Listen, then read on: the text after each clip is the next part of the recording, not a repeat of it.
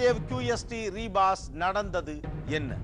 சந்தேகம் ஒரு மனிதனுக்கு வரக்கூடாத, வாழ்வை கெடுக்கிற ஒரு மிகப்பெரிய வியாதி. ஒரு உறவுக்குள்ள சந்தேகம்னு ஒரு விஷயம் வந்துருச்சுன்னா வாழ்நாள் முழுவதும் அது முழுமையாக நீங்குவதே இல்லை அப்படின்னு சொல்றாங்க. மெடிக்கலி கூட பாத்தீங்கன்னா இந்த சந்தேக வியாதி வந்துருச்சுன்னா அது முதல்ல மனிதனுடைய மென்டல் ஹெல்த்தை கெடுத்து, அதுக்கப்புறம் அவனுடைய பிசிக்கல் ஹெல்த்தை கெடுத்து, சுற்றி இருப்பவர்களுடைய நிம்மதியையும் கெடுக்குது. இதனுடைய எக்ஸ்ட்ரீம் வடிவம் ரொம்ப மோசமானது. ஈரோட்டை அடுத்துள்ள திண்டல் பகுதியைச் சேர்ந்த தம்பதியினர் ராஜ்குமார், தீபா. இவர்களுக்கு சுமார் 1 வருடத்திற்கு முன்பு திருமணம் நடைபெற்றது. திருமணமான சில வாரங்களிலேயே தீபாவின் நடத்தையில் ராஜ்குமாருக்கு சந்தேகம் ஏற்பட்டதாக தெரிகிறது. இதனால் இருவருக்கும் இடையே பிரச்சனை ஏற்பட தனது தாய் வீட்டிற்கு சென்று விட்டார் தீபா. இந்நிலையில் கடந்த மாதம் 27ஆம் தேதி தீபாவிற்கு பெண் குழந்தை பிறந்தது. இது குறித்து ராஜ்குமாருக்கு தகவல் கொடுக்கப்பட்டது. குழந்தையை பார்ப்பதற்காக சில நாட்களுக்கு முன்பு தீபாவின் தாய் வீட்டிற்கு சென்ற ராஜ்குமார் தீபாவை தன் உடன் வரும்படி அழைத்துள்ளார். ஆனால் அதற்கு தீபா மறுத்துவிட்டார். இதனால் கோபம் அடைந்த ராஜ்குமார் பிறந்து 15 நாட்களே ஆகியிருந்த பச்சிளம் குழந்தையை கொடூரமாக கொன்றதாக கூறுகின்றனர் காவல்துறையினர். தன் மனைவியில் இந்த சந்தேகத்தின் அடிப்படையிலும் தன்னுடன் குடும்ப நடத்த வர இயலாது என்று மனைவி கூறியதாலும் ஆத்திரமுற்ற அவன் அவருடைய வீட்டுக்கே சென்று தன்னுடைய மாமியாரிடமும் மனைவியிடம் தகராறு செய்து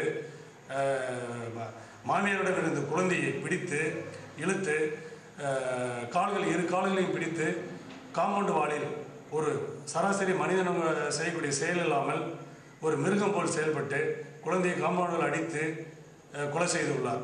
குழந்தைகளை கொல்லுகிற சம்பவங்கள் உலகம் முழுவதும் கொடூரத்தினுடைய உச்சமாக பார்க்கப்படுகிறது. அதனாலதான் இதை கண்டிக்கிற குரல்கள் கொந்தளிப்போடும் கோபத்தோடும் வெளிவருகின்றன.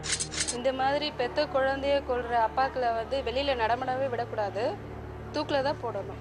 குழந்தைய ஒரு விரோதத்தில் குழந்தை ஒருத்தர் கொள்றானா முழுக்க மனநிலை பாதிக்கப்பட்டதான் இருப்பான். என் கண் முன்னாடி கண்டியாக இருந்தாக்கா நானே ஏதாச்சும் பண்ணியிருப்பேன்.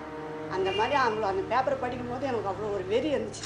பெரும்பாலான கொடூர செயல்களுக்கு பின்னால் ஒரு மனவியல் சிக்கல் இருக்கிறது. இந்த கொடூரத்தின் உச்சத்துக்கு பின்னால் என்ன உளவியல் சிக்கல் இருக்கிறது?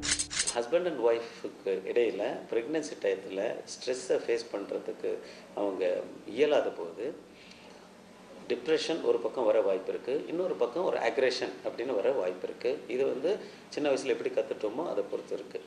அக்ரெஷன் அப்படின்னு போயிடுச்சுன்னா அது கோபம் எந்த அளவுக்கு போகலாம், மர்டர் வரைக்கும் கூட போகலாம். டிப்ரெஷன் அப்படின்னு போயிடுச்சுன்னா அதுவும் எந்த அளவுக்கு வேணால் போகலாம். ஸோ இதெல்லாம் நல்லா சமாளிச்சுட்டு போகணும் அப்படின்னா டியூரிங் ப்ரெக்னென்சி டைமில் ஹஸ்பண்ட் அண்ட் ஒய்ஃப் மெச்சூரிட்டியோடு இருக்கணும். லவ் ஹேஸ் த பேசிஸ் இருந்ததுன்னா ஆட்டோமேட்டிக்காக இந்த மெச்சூரிட்டி வரும். குழந்தைகளை கொலை செய்தல் அப்படிங்கிற ஒரு விஷயம் பற்றி பேசிட்டு இருக்கிறப்போ மறக்க முடியாத ஒரு விஷயம் ஞாபகத்துக்கு வருது.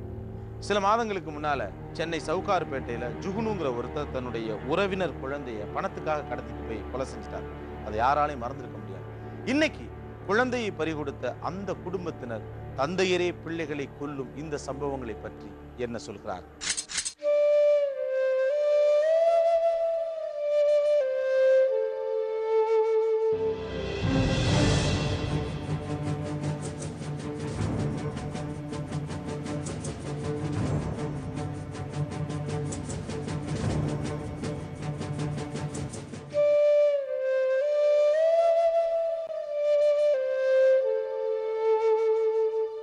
டெய்லி இது போல் நியூஸ் கேட்ட உடனே மனசில் மோனிக்கு தான் ஞாபகம் வருது.